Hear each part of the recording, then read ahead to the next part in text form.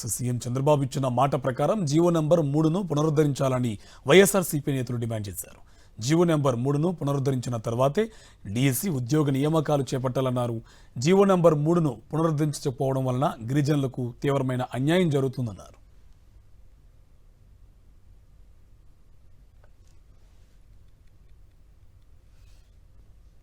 GO number 3 కన్నా ముఖ్యమైనది ఇప్పుడు మెగా డిఎస్సి నోటిఫికేషన్ ఇచ్చారు.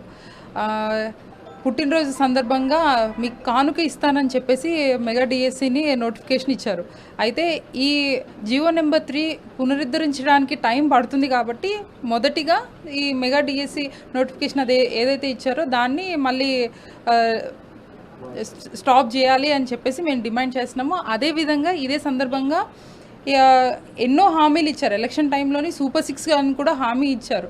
అది ఇంతవరకు ఏడాది అవుతుంది కానీ దాని మీద కూడా అసలు ఏమి చేసినట్టు కూడా లేదు. కాబట్టి ఇట్లాంటి అబద్ధపు హామీలు ఇచ్చేదానికన్నా ఇచ్చిన మాట మీద నిలబడతారని చెప్పి మేము కోరుకుంటున్నాము. ఈ జీవో నెంబర్ 3 గురించి ఏదైతే నిన్న చెప్పారో మళ్ళీ పునరుద్ధరిస్తాము, దాని గురించి వర్కౌట్ చేస్తాము అనేసి చెప్పేసి అన్నారు. ఆ మాట మీద నిలబడతారని చెప్పేసి మేము అందరం నమ్ముతున్నాము. జీవో నెంబర్ 3 రద్దు కారణంగా ఈరోజు మా గిరిజన ప్రాంతంలో నిరుద్యోగ యువత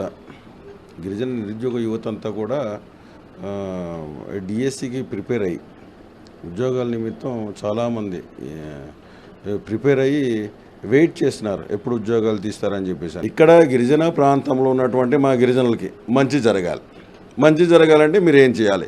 మీరు ఇచ్చిన మాట ప్రకారం ఇందాక మా ఎంపీ గారు చెప్పినట్టుగా మీరు ఇచ్చారు సూపర్ 6 హామీలు.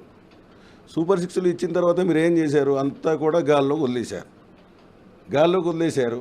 ఇప్పుడు మీరు ఆ సూపర్ 6లే రాష్ట్ర ప్రజలందరికీ మీరు ఈ రకంగా మోసం చేసిన మీరే ఈరోజు మా గిరిజన ప్రాంతం కేవలం మా మన్యం ప్రాంతానికి సంబంధించినటువంటి హామీలు మీరు అమలు చేస్తాం, మేము అభివృద్ధి చేస్తాం, ఇది చేస్తాం, అది చేస్తామంటే నమ్మే పరిస్థితులు అయితే మేము లేము, మా ప్రజలు కూడా ఎవరు లేరు.